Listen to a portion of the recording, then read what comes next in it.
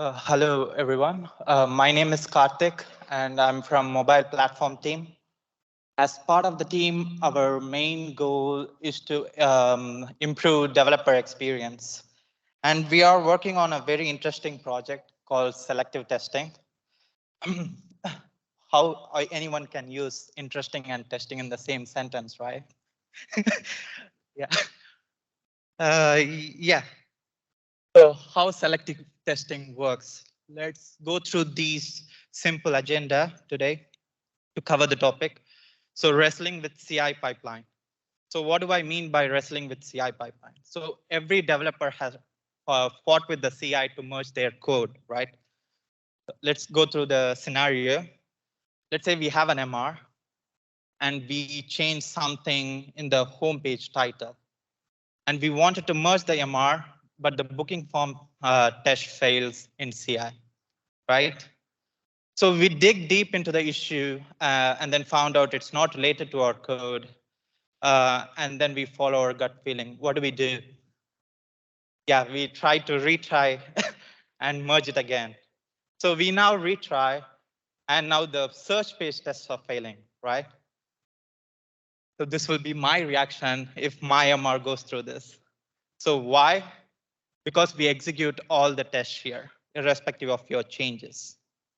And the failure reasons could be flaky test or some environment issues. Some mock API is down for some feature, something like that, right?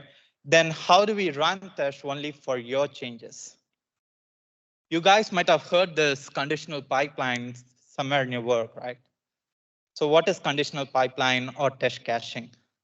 So MSPA team has introduced in their CI and they had like very great results.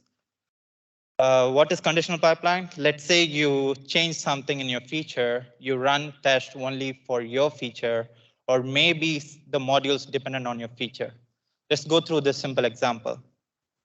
Let's say I have a project like this, and some features and tests are written on the feature, and I change something on the search page, then I execute test just for this search page, and maybe the module that are dependent on it, like home and landing here.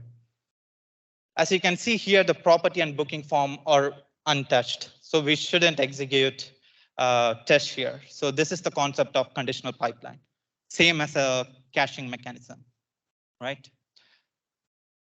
So all good. So why not use this in all projects, right? Maybe this is not possible in some projects. Why? Let's go through this simple diagram, like a spaghetti architecture. Mobile repositories are like 1,000 times more complicated than this. I use this diagram to like explain it easier. So in this spaghetti architecture, we have written test on the root module here. So whatever you change on the child module, you have to execute all the tests anyway, because the root module depends on all the modules here, right? Like integration tests or UI tests are written on the root module here. Why? Because the dependency injection happen at this level. And we have tests that are written away. It traverses from home page, search page, and all the features. For example, let's say we have a test for booking form or thank you page. The tests are written in a way that it starts from home page, look for a property, land on the property page, and slide to book, etc. Right? Yeah, it shouldn't happen this way. But why is it happening? Because of every framework that has been set up in the root module. So what is the correct way to utilize test caching? Modularization, right? But it is very expensive in this kind of projects, like especially in the mobile repository. So what if I say we don't need modularization to utilize caching in test? Yes, that's where selective testing comes in place. So what is selective testing? Let's say we go through the same example. So we have changed something in the home page, right? And then we believe only homepage test invokes that home title. So based on selective testing, we only run your homepage test to merge your code. But how do we know for sure the other tests are not dependent on homepage, right? So to answer this, we had to step back and ask a bigger question. So how do we find all the codes that are invoked by a test. We use a tool every day that does exactly this job. Can you guys guess what tool is that? Maybe this can give you an idea. So we have all seen, especially JVM people, we have all seen these reports at the end of tests. So this is a HTML report, which will be generated every time you run your test in CI or even in local. Yes, this is called code coverage report. So what does a code coverage report do, right? So whenever you run a test, it captures all the classes, all the methods that are executed. But the problem here is for selective testing, we need the information of test, like which test executes which method. So we don't have the information in that report. So what is the test information here? So we don't have it, right? So how did we manage to get the test information and the coverage report specific for the test? It's very straightforward. So we ran every test one by one against the main branch. And then we got the coverage report at the end of it. So we managed to pass this coverage report and create a coverage map, which contains a list of files and the list of tests that are affected by those files. So we saved this coverage map in the cloud storage to use it as a test cache. But this approach might be expensive in some projects because as you can see, we are executing one test at a time, right? But fortunately in Android repository, we already are executing the test in batches. So it was very simple and straightforward for us to just make the batch size as 1. And we didn't notice any noticeable impact on performance. So if you want to know more about how we executed the test, you can contact us in this Slack channel. So we have a coverage map. And how do we select test on your MR, right? Let's go through this example. Let's say her home team wants to merge their changes into main branch, right?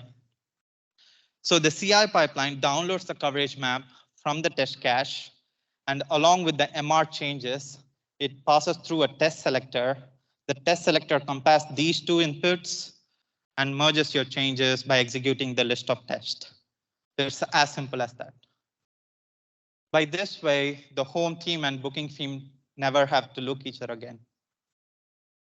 So yeah, all sounds good, but how do we ensure the quality of testing here, right? The main challenge we faced with this selective testing is that tests are escaping into the main branch. So what do I mean by escaping tests, right? Let's go through this example to explain that better. Let's say we have a merge queue like this, and 3 merge trains running in parallel try to merge their changes into the main branch, right? What if the merge train 1 changes the dependency of the coverage map and the test? Because the coverage map here is generated against the main branch. So MR2 and MR3 might introduce a bug, and we might not select the test to execute on the CI, and it can escape into the main branch. So one possible solution is select test based on all the parent merge trains. What do I mean by that? For example, for MR2, we select not only the changes in the MR2, but also the changes from the parent merge train here. We compare these changes and select test based on it.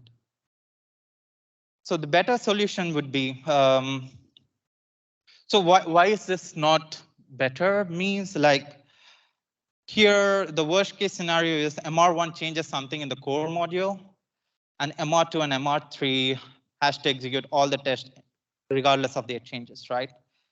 So the better solution would be comparing these MRs, whether they are related or not. Analyze those, like if only related, then execute your test. So we applied the selective testing on Android repository, and we got some amazing results. We enabled this for like 2 days, and we managed to merge 15 MRs.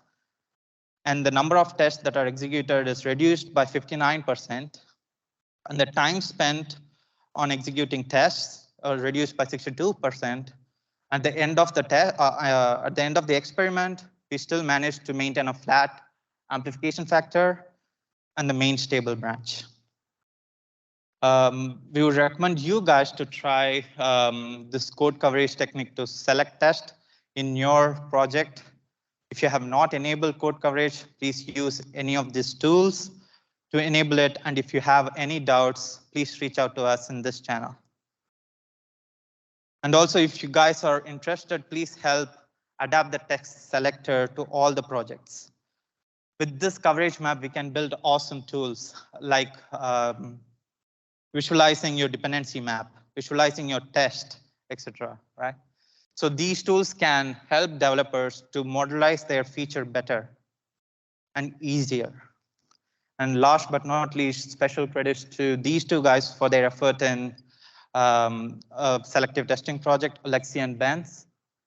And if you guys have any questions, please contact us on this Slack channel. Thank you.